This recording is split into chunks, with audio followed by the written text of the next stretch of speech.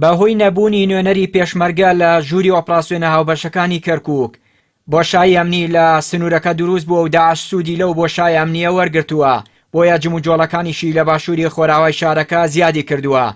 پەرلەمانتارێکی عێراقیش دەڵێت بەهۆی نەبوونی هێزەکانی پێشمەرگە لە کەرکووک و بەشداری پێنەکردنیان لە ژووری ئۆپراسیۆنە هاوبەشەکانی شارەکە وای کردووە پاراستنی ئەمن و ئاسایشی شارەکە لاواز بێت.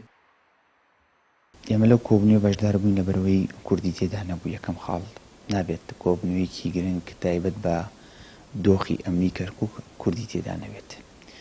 نوێنەری تورکمانی تێدا بوو و عەرەبی تیا بوو. ئێمە شەکوک نوێنەری کورد بەشداریمان کرد. جیهازی ئەمنی لە کەرکووک بەگشتی ئێستا لاوازە. نقصان هەیە لە معلوماتی ئستخباراتی تەنسیقی تەواو نییە. تەنانەت کەوتمەتە گومانەوە کە ڕەنگە بەغداش هاوکاریان نەبێت لە پێدانی معلومات و لە فەراغی هێزەکانی پێشمەرگا و ئاسایش خراپتر دۆخی ئەمنی کەرکووک لە ڕووی ئیش و کارەکان واتە جیهاز ئەمنیەکان خراپتر بووە.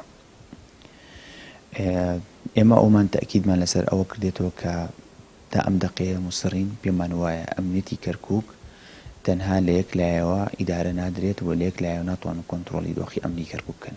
ئەبێت بە مشتەرەکی بێت لە نێوان هێزی پێشمەرگا و هێزەکانی فیدراڵی.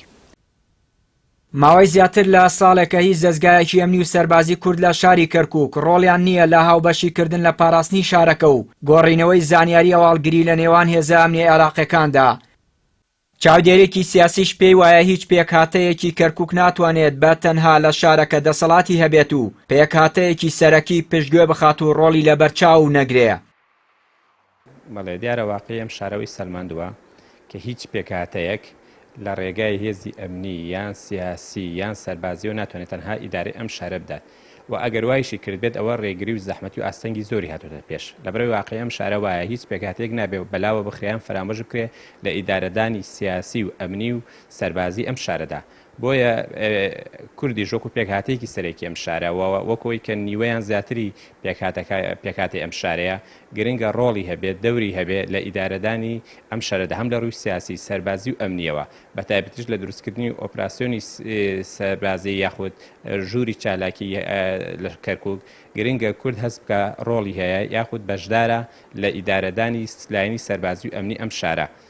لە ماوەی 4 ساڵی شەڕی داعش لە سنووری پارێزگای کەرکووک پێشمەرگە بەدەیان کیلۆمەتر سەنگەری لە پێش داعش دروست کردهبوو تا ڕێگە نەدات ئەو گروپە پەلاماری شارەکە بدات و کەرکووک هاوشێوەی مووسڵ و سەلاحەدین داگیر بکات. بۆیە چاودێرانی سەربازی نەبوونی ڕۆڵی پێشمەرگە و هێزی کوردی لە کەرکووک و ناوچەکانی تری دەرەوەی ئیدارەی هەرێم بە هۆکاری دروستبوونی کێشە ئەمنیەکانی ئەم دوایەی شارەکە دەزانن.